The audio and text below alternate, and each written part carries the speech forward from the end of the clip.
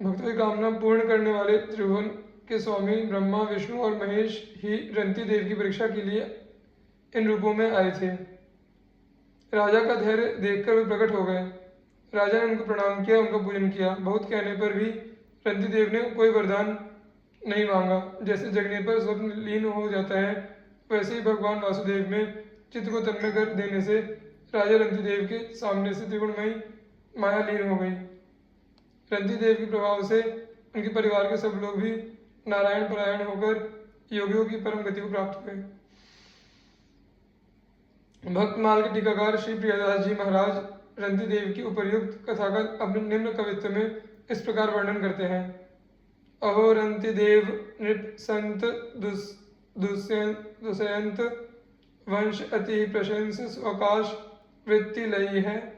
भूखे को न देखी सके आवे सो उठाई देत नेति नहीं करे भूखे देह छीन भई है। 40 और 8 दिन पीछे जल अन्न आयो दियो विप्र शूद्र नीच श्वान यह नहीं है। हरि को निहारे उन मांझ तब आए प्रभु भाई जग दुख जिते भोगों भक्ति चाहिए है। गुरु भक्त उत्तंक आचार्य वेद के शिष्य थे।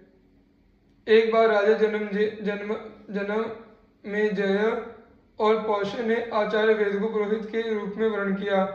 वेद कवि पुरोहिती के काम से बाहर जाते तो घर की देखरेख के लिए अपने शिष्य उत्तंक को नियुक्त कर जाते थे। एक बार आचार्य वेद ने बाहर से लौटकर अपने शिष्य उत्तंक के सदाचार पालन की बड़ी प्रशंसा सुनी तो उन्होंने कहा, बेटा तुमने धर्म पर दृढ़ रहकर मेरी बड़ी सेवा की है। मैं तुम पर प्रसन्न हूँ। तुम्हारी सारी कामनाएं पूर्ण होंगी। तुम्हारी शिक्षा पूरी हुई, तुम अब जाओ। उत्तंक ने प्रार्थना की, आचार्य मैं आपको कौन सी प्रिय वस्तु भेंट में दूं? आचार्य ने पहले तो अस्वीकार किया, पीछे कहा कि अपनी गुरुमाता से पूछ लो। जब उत्तंक ने गुरुमाता से पूछा तो उन्होंने कहा, तुम राजा पौष्य के पास जाओ और उनकी रानी के कानों के कुंडल मांग लाओ। मैं आज के चौथे दिन उन्हें पहनकर ब्राह्मणों को भोजन परोसना चाहती हूँ। उत्तंक बड़ी कठिनाई से राजा पौष्य के पास पहुंचे और शुद्ध हृदय हो उनकी आज्ञा ले अंतःपुर में प्रविष्ट हुए। रानी ने उत्तंक को पात्र समझकर अपने कुंडल दे दिए। साथ ही यह कहकर सावधान भी कर दिया कि नागराज तक्षक ये कुंडल चाहता है, कहीं तुम्हारी असावधानी से लाभ उठाकर वह ले न जाए। मार्ग में चलते समय उत्तंक ने देखा कि उसके पीछे पीछे एक नग्न क्षपणक चल रहा है। वह कभी प्रकट होता है और कभी छिप जाता है। एक बार उत्तंक ने कुंडल रखकर जल लेने की चेष्टा की। इतने में ही वह क्षपणक कुंडल लेकर अदृश्य हो गया। नागराज तक्षक ही उस वेश में आया था। उत्तंक ने इंद्र के वज्र की सहायता से नागलोक तक उसका पीछा किया। अंत में भयभीत होकर तक्षक ने उसे कुंडल दे दिए। उत्तंक ठीक समय पर अपनी गुरुमाता के पास पहुंचा और उन्हें कुंडल देकर आशीर्वाद प्राप्त किया। ऐसे आदर्श गुरुभक्त शिष्य थे उत्तंक। एक अन्य भक्त मुनि उत्तंक के विषय में निम्नलिखित कथा भी प्राप्त होती है, जो इस प्रकार है। सौवीर नगर में एक सुंदर बगीचा था। उसमें एक बड़ा भव्य एवं विशाल विष्णु भगवान का मंदिर था। महात्मा उत्तंक उस बगीचे में रहकर मंदिर में भगवान विष्णु की पूजा किया करते थे। वे भगवान की सेवा में रात दिन लगे रहने वाले परम शांत, निष्प्रिय, दयालु और महात्मा थे। एक दिन कणिक नाम का व्याध डाकू मंदिर के सामने से निकलकर जा रहा था। उसकी दृष्टि मंदिर के ऊपर लगे हुए स्वर्ण कलश पर पड़ी। उसे देखकर कणिक ने अनुमान लगाया कि मंदिर के अंदर अपार धन संपत्ति होगी। रात में वह मंदिर में घुस गया।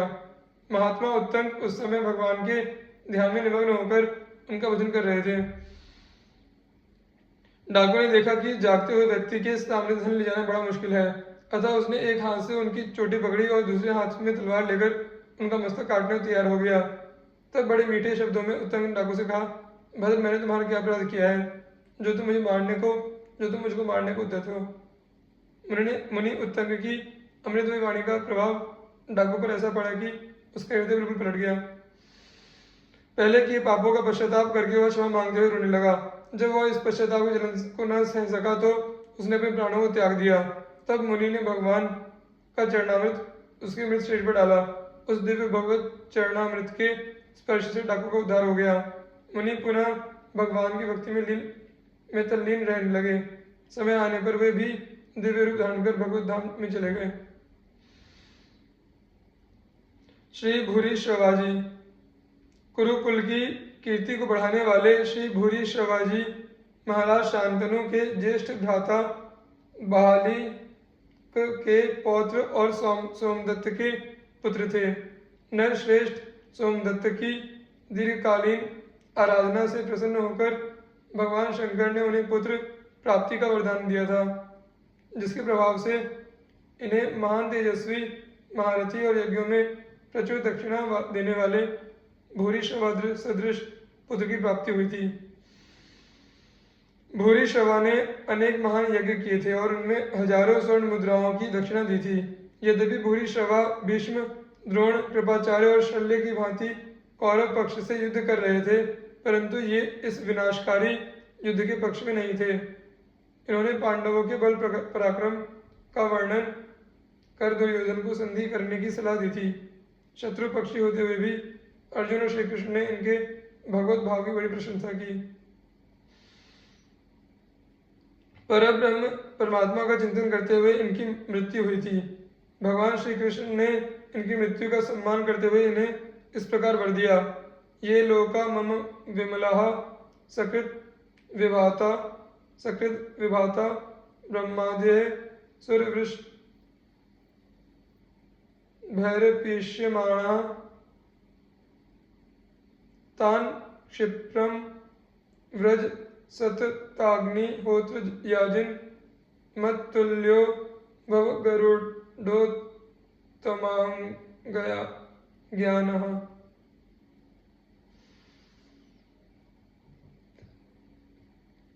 अर्थात निरंतर अग्निहोत्र द्वारा यजन करने वाले भूरिश्रवा जी मेरे जो निरंतर प्रकाशित होने वाले निर्मल लोक हैं और ब्रह्मा आदि देवेश्वर भी जहाँ जाने की सदा अभिलाषा रखते हैं, उन्हीं लोकों में आप शीघ्र पधारिए और मेरे समान गरुड़ की पीठ पर बैठकर विचरण करने वाले होइए।